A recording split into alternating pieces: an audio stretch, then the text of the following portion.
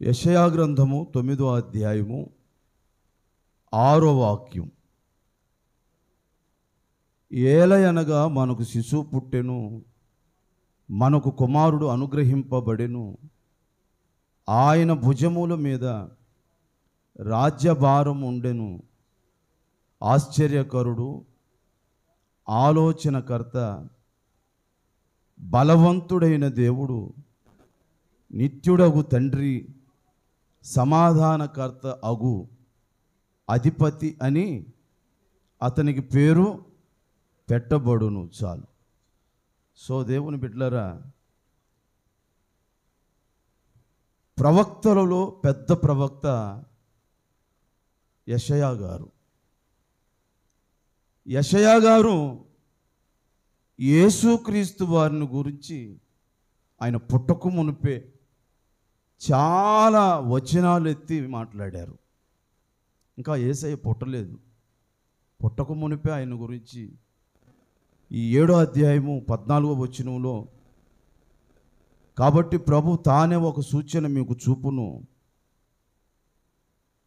ఆలకించుడి, కన్యక గర్భవతి కుమారుని కని అతనికి ఇమ్మానుయేలు అను పేరు పెట్టును. ఒక కన్యకను గురించి కూడా, అంటే మరియను గురించి కూడా ముందుగానే ప్రవచించాడు.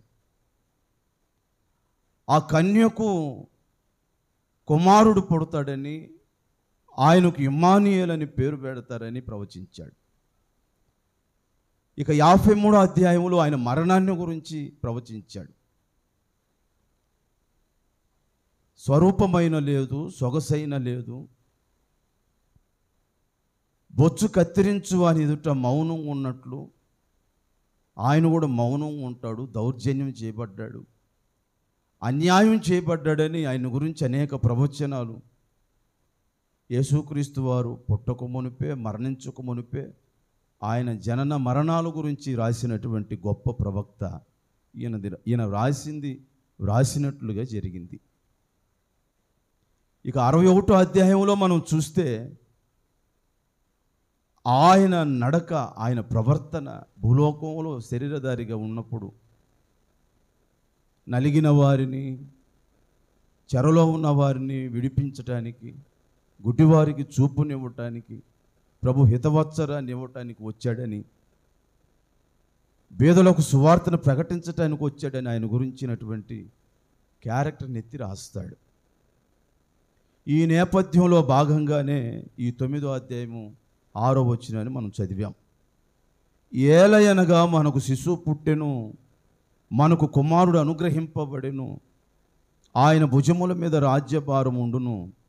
ఆశ్చర్యకరుడు, ఆలోచనకర్త, బలవంతుడైన దేవుడు, నిత్యుడగు తండ్రి, సమాధానకర్త యగు అధిపతి అని పేరు పెట్టబడును. ఇంకా 60వ అధ్యాయం 20వ వచనంలో కూడా రాస్తాడు ఆయన రాజ్యాన్ని గురించి. నీ సూర్యుడు ఇకను అస్తమించడు, నీ చంద్రుడు క్షీణించడని. ఈ లోకంలో సూర్యుడు ఉదయించాలి, అస్తమించాలి, చంద్రుడు అంతే. దేవుని బిడ్డలారా, దేవుని రాజ్యంలో సూర్యుడు ఎవడు? సూర్యుడు ఎవరు? యేసుక్రీస్తు వారే. అక్కడ ఆయనే వెలుగు. సో నేనేం చెప్పదలుచుకున్నానంటే, ఈ వచనంలో, ఈ 9వ అధ్యాయం 6వ వచనంలో బలవంతుడైన దేవుడు అనే ఒక టైటిల్ ఆయనకి ఇవ్వబడింది. ఈ క్రిస్మస్ సందర్భంగా నేనేం చెప్పదలుచుకున్నానంటే, బలవంతుడైన దేవుడిని మనం స్మరణ చేస్తున్నాం, స్మరణకు తెచ్చుకుంటున్నాం. ఆయన ఎంతటి బలవంతుడంటే, లోకంలో ఫిట్నెస్, బాడీ ఫిట్నెస్, జిమ్ చేసిన వాళ్ళకి లేని బలం, మంచి డ్రై ఫ్రూట్స్ తిన్నా రాని బలం, రకరకాల మాంసాలతో శరీర కండలను పెంచుకున్న రాని బలం. బలం అంటే అది కాదు, మెంటలీగా, మానసికంగా ప్రతి సమస్యను ఎదుర్కోగలిగిన బలం నేను ఎవరిలో చూశానంటే యేసుక్రీస్తు వారిలోనే చూశాను. దేవునికి స్తోత్రం.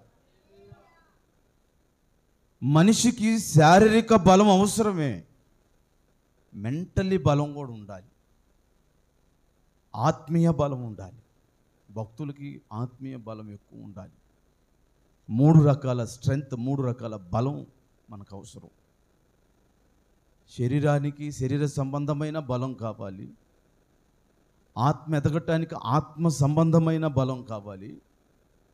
వీటన్నిటిని బ్యాలెన్స్ చేయటానికి మెంటలీ మానసిక బలం ఉండాలి. ప్రతిదీ కూడా మనం అర్థం చేసుకోవటంలో, ప్రతిదీ కూడా మనం అనగొట్టడంలో, ప్రతిదీ కూడా మనం ఓర్చుకోవటంలో ఏమంటే ఆ బలం దేవుడు మనకు అనుగ్రహించాలి. మానసిక బలం లేకపోతే తొందరపాటు నిర్ణయాలు మనం తీసుకుంటూ ఉంటాం. ఆయన ఎందుకు ఈ లోకానికి వచ్చాడంటే మానసిక బలాన్ని ఇవ్వటానికి వచ్చాడు. మానసిక బలాన్ని మీరు పరిశుద్ధ గ్రంథమందు సామెతల గ్రంథం 24వ అధ్యాయం 5వ వాక్యం చూస్తే, సామెతల గ్రంథము 24వ అధ్యాయము 5వ వాక్యాన్ని మీరు చూస్తే,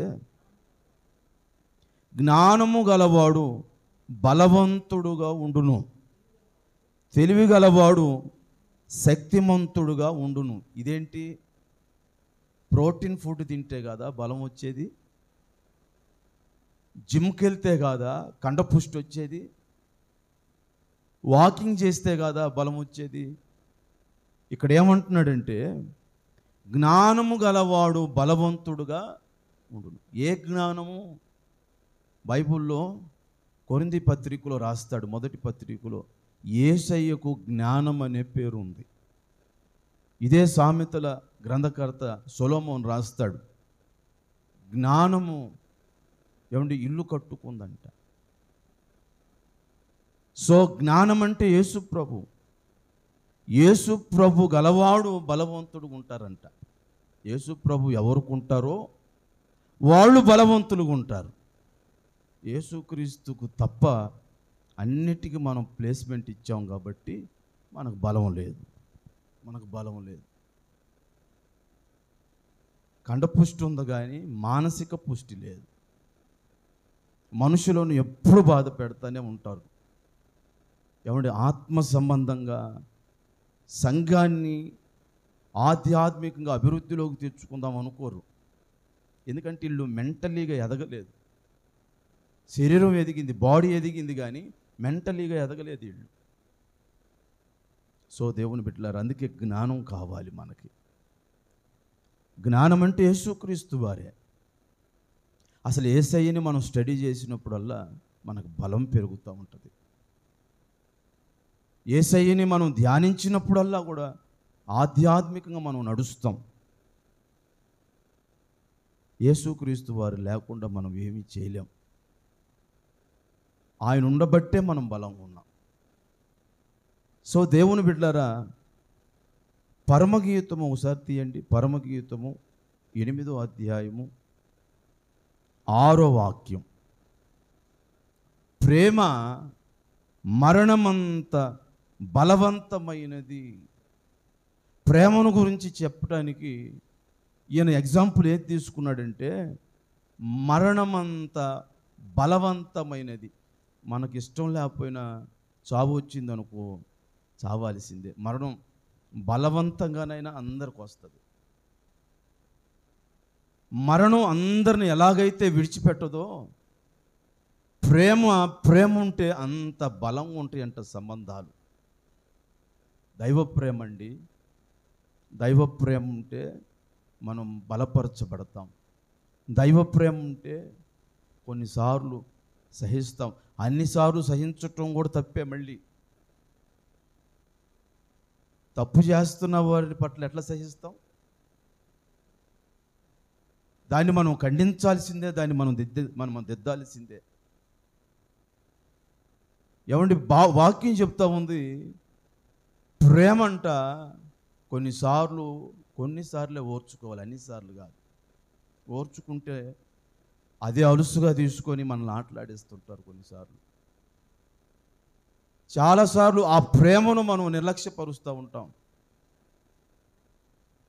ప్రేమ మరణమంతా బలవంతమైనది. అన్నిసార్లు సహించకూడదు, అన్నిసార్లు ఓర్చుకోకూడదు. కొంతమంది పొగరెక్కుంటుంటారు, మనకు లేదా పొగరు? అంత మనం తగ్గాల్సిన అవసరం లేదు.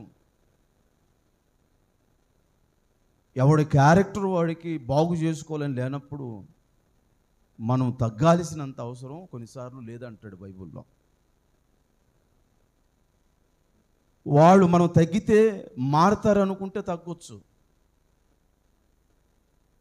వాళ్ళు తగ్గక మనలను క్షోభ పెడతా ఉంటే మనం కొన్నిసార్లు ఓర్పు సహనం చూపించాల్సిన అవసరం లేదు. సో దేవుని బిడ్డలారా, బైబిల్ చెప్తా ఉంది,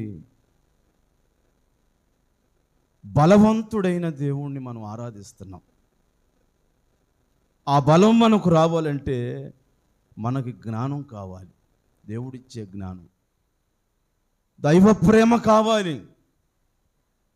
లేకపోతే మనలో బలం ఉండదు. శరీర బలం ఉంటుందేమో కానీ మానసిక బలం ఉండదు. కుటుంబాన్ని కట్టుకోలేము, సంఘాన్ని కట్టుకోలేము. సో దేవుని బిడ్డలారా, దేవుడు మనకు మానసిక బలాన్ని ఇచ్చేలాగా ఆ బలవంతుడైన యేసయ్య నడకలో మనం నడవాలి. 38వ కీర్తన 19వ వాక్యాన్ని చదవండి ఒకసారి. 38వ కీర్తన 19వ వాక్యం. 39వ కీర్తన 19వ వాక్యం.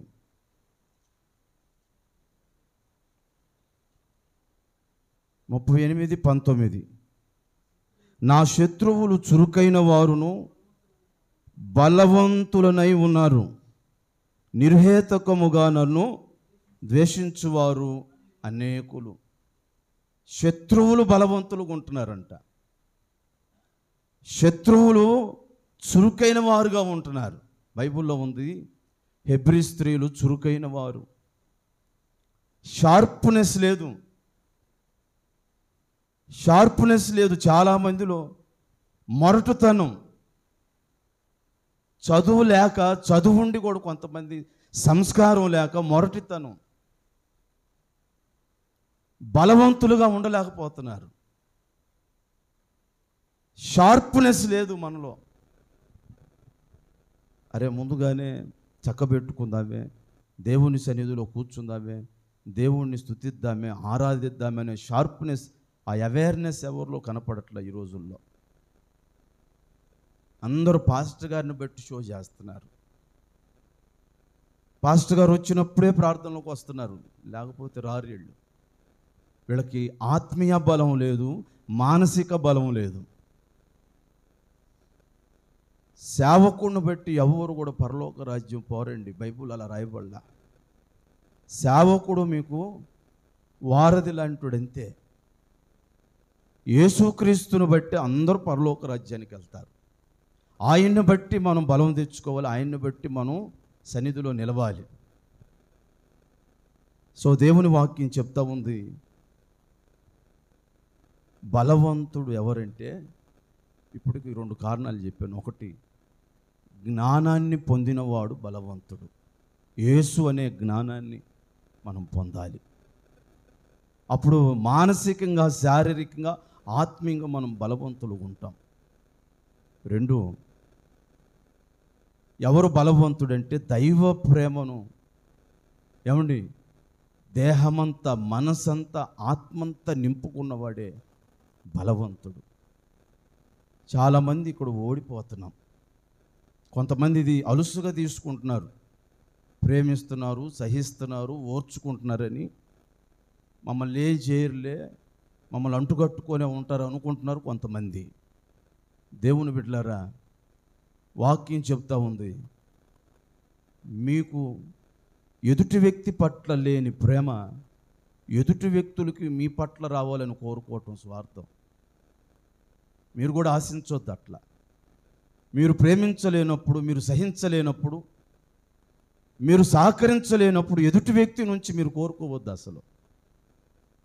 సో 3వ మాటగా, ఎవరు బలవంతుడంటే షార్ప్నెస్ ఉండేవాడు, చురుగ్గా ఉండేవాడు. ఏమంటే ఉదయాన్నే లేచి పనులు చక్కబెట్టుకొని మన పనులు మనం చేసుకొని దేవునికి ఇవ్వవలసిన సమయాన్ని దేవునికి, కుటుంబానికి ఇచ్చే సమయాన్ని కుటుంబానికి, బంధువులకి స్నేహితులకి ఇచ్చే సమయాన్ని ఏమంటే బంధువులకి స్నేహితులకి ఇచ్చేవాడే ఏమంటే చురుకైన వాడు, షార్ప్, చాలా షార్ప్గా ఉన్నవాడు అని అంటారు. అందరికీ సమయాన్ని మనం వెచ్చించాలి.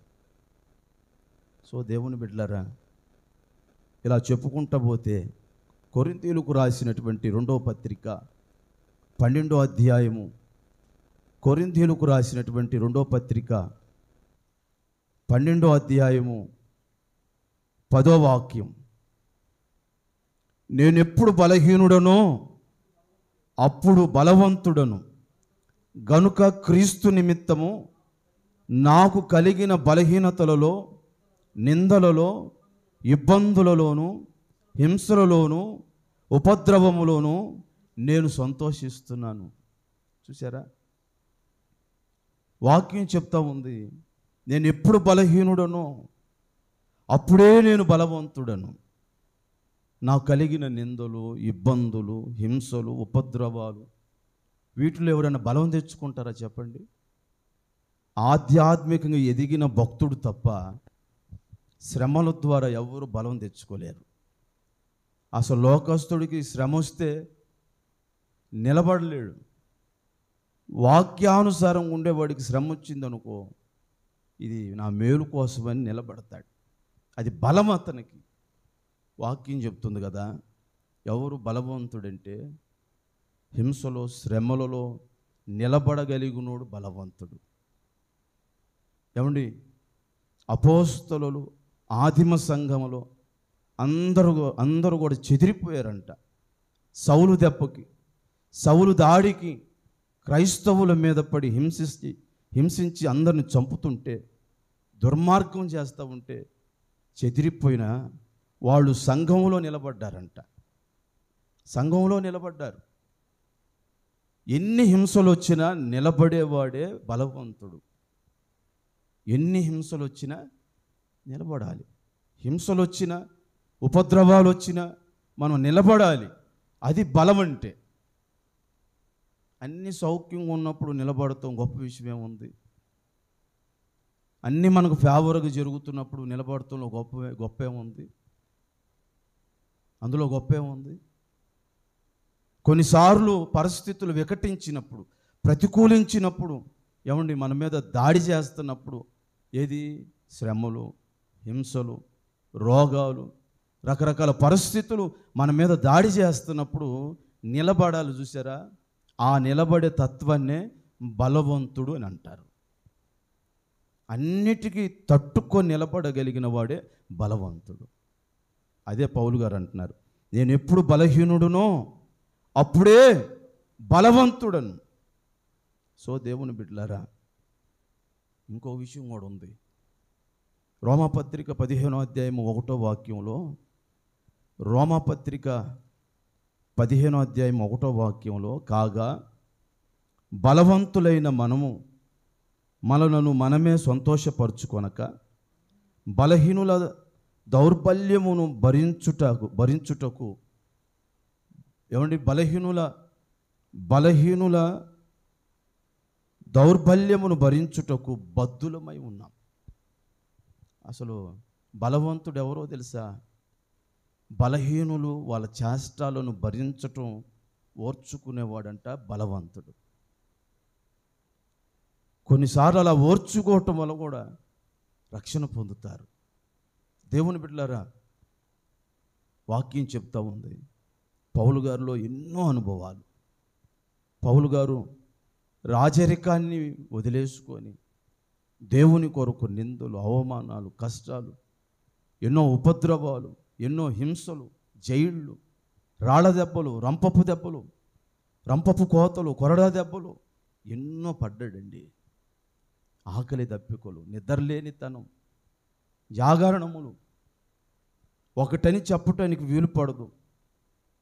పౌలు గారు అయినను క్రీస్తులో బలాన్ని తెచ్చుకొని అనేకులను బలపరుస్తూ ఉన్నాడు. దేవునికి స్తోత్రం, హల్లెలూయా. బలవంతులు ఎవరు బలవంతుడంటే, దేవుని బిడ్డలారా, ఇప్పటికి కొన్ని సంగతులు మీకు చెప్పాను. ఒకటి, ఎవరంట బలవంతులు? దేవుని బిడ్డలారా, జ్ఞానము కలిగిన వారు, దైవ జ్ఞానం కలిగిన వారు. 2, దైవ ప్రేమ కలిగిన వారే బలవంతులు. 3, చురుకైన వారు అంటే షార్ప్గా ఉన్నవాళ్ళు. కొన్నిసార్లు మనం మూర్ఖానికి వెళ్ళి ఇరుక్కుంటుంటాం. అట్లా కాదు, అన్నిట్లో షార్ప్గా ఉండాలి. షార్ప్ లేకపోతే మనం అసలు చాలా వాటిలో నష్టపోతాం. దేవుని బిడ్డలారా, హెబ్రీ స్త్రీలాగా చురుకుగా ఉండాలి. ఎవరు బలవంతులంటే షార్ప్గా ఉండేవాళ్ళు. ఇంకంత మాత్రమే కాదు, హింసలు, శ్రమలు, ఉపద్రవాలలో ఎవరు నిలుస్తారో వాళ్ళు బలవంతులు. బలహీనులను భరించే వాళ్ళంట బలవంతులు. యేసయ్య ఈ బలహీనుణ్ణి మిమ్మల్ని ఎంత భరించాడండి, ఎంత ఓర్చుకున్నాడు. కాబట్టి ఆయన మన కొరకు మరణించాడని రాయబడి ఉంది. ఇదే రోమాపత్రికలో ఆయన ఎవరి కొరకు మరణించాడంటే బలహీనుల కొరకు మరణించాడని రాయబడి ఉంది. చూడండి, పరిశుద్ధ గ్రంథం నందు 5వ అధ్యాయము రోమాపత్రిక 6వ వాక్యం. ఏలయనగా మనం ఇంకా బలహీనులమై ఉండగా క్రీస్తు యుక్త కాలమున భక్తిహీనుల కొరకు చనిపోయాడు. భక్తిహీనుల కొరకు అంటూ బలహీనుల కొరకే చనిపోయాడంట. మనం చాలా వాటిలో బలహీనులు అండి. శరీర విషయంలో ప్రాముఖ్యంగా బలహీనులు. ఎంత బలవంతులు ఉండాలనుకుంటామో సాతాను అంత బలహీనపరుస్తుంటాడు. సంసోను ఎంత బలవంతుడు, చివరికి బలహీనుడైపోయాడు. సో నా మాట వినండి, ఏదో నిన్ను బలహీనపరుస్తూ ఉంది. ఆ బలహీనత వలన నువ్వు ఆత్మీయంగా దిగజారిపోయావు. అందుకే ప్రభు బలవంతుడికి ఈ లోకానికి వచ్చి నిన్ను నన్ను బలపరచటానికి సిలువ కార్యం కూడా చేశారు ఆయన. మీకు ఇంకో మాట కూడా చెప్తాను. యోహాను పత్రికలో, మొదటి పత్రికలో యవనస్తుని గురించి ఒక చక్కని మాట రాయబడి ఉంది. 2వ అధ్యాయము 13వ వాక్యాన్ని మనం చదువుకుందాం. తండ్రులారా, మీరు ఆది నుండి ఉన్నవానిని ఎరిగి ఉన్నారు గనక మీకు రాయుచున్నాను. యవనస్తులారా, మీరు దుష్టుణ్ణి జయించి ఉన్నారు గనక మీకు రాయుచున్నాను అంటూ 14వ వచనంలో, చిన్నపిల్లలారా, మీరు మీ తండ్రిని ఎరిగి ఉన్నారు గనుక మీకు రాయుచున్నాను. తండ్రులారా, మీరు ఆది నుండి ఉన్నవారిని ఎరిగి ఉన్నారు గనక మీకు రాయుచున్నాను. యవనస్తులారా, మీరు బలవంతులు. యవనస్తులు బలవంతులంట. దేవుని వాక్యం మీ యందు నిలుచుచున్నది, మీరు దుష్టుని జయించారు. ఎంత గొప్ప మాట చూడండి. యవనస్తులకి వాళ్ళ యవ్వన బలమే అందం. ముసలోళ్ళను చూస్తున్నాం, ఏమంటే ముడతలు పడిపోయి వాడిపోయి అందమంతా, ఏమండి సర్వశరీరుల అందమంతా గడ్డిలాగా వాడిపోయింది. అందుకే యవ్వన కాలంలో ఉన్న అందంతో, యవ్వన కాలంలో ఉన్న బలముతో దేవుని పరిచర్య చేయాలి, దేవుని కొరకు బ్రతకాలి. యవ్వనం ఏమంటే దేవుడిచ్చింది. యవ్వన కాలాన్ని మనం పోగొట్టుకోకూడదు. చాలామంది యవ్వనస్తులను చూశాను, ఏమంటే దేవుని కొరకు మండించబడుతున్న వారు, సేవ చేస్తున్న వారిని చూశాను. కొంతమంది యవ్వనస్తులు జీవితాలను పాడు చేసుకుంటున్నారు, అవిటి వారిగా యాక్సిడెంట్లు చేసుకుంటున్నారు. కొంతమంది రకరకాల కేసుల్లో ఇరుక్కుంటున్నారు, రకరకాల పరిస్థితులకు వెళ్ళిపోతున్నారు. మీరైతే యవ్వనస్తులు బలవంతులు అని చెప్తుంది. దుష్టుని జయించండి, మీ శరీరాన్ని దేవుడికి అప్పగించండి. ఎందుకంటే యవ్వన కాలపు శరీరాన్ని యేసయ్య మన కొరకే దారపోశాడు, మన కొరకు ఈ లోకానికి వచ్చాడు. కాబట్టి బలవంతుడైన దేవుడు, ఆయనకి శరీర పుష్టే కాదు, ఏమండి ఆత్మీయ పుష్టే కాదు, మానసిక బలం కూడా ఉంది. మానసిక బలం కూడా ఉందంటే యేసుప్రభుకి. యేసుప్రభు వారికి మానసిక బలం కూడా ఉంది. సో నా మాట తీసుకోండి, మనకు అన్ని బలాలు ఉండటం మంచిదే, మెంటలీగా బలం ఉండాలి. దానికోసం ఆయన వచ్చారు. మనకు అన్ని విషయాల్లో జయిస్తున్నాం, కానీ మెంటల్గా మనం కొన్ని విషయాలు జయించలేకపోతున్నాం. ప్రభు అటువంటి కృపతో మనల్ని నింపి బలపరిచి ఏమండి మానసికంగా మెంటల్గా మానసిక బలాన్ని దేవుడు మనకు చేకూర్చి మనలను బలవంతులుగా మార్చునుగాక. ఆమేన్. ఆమేన్.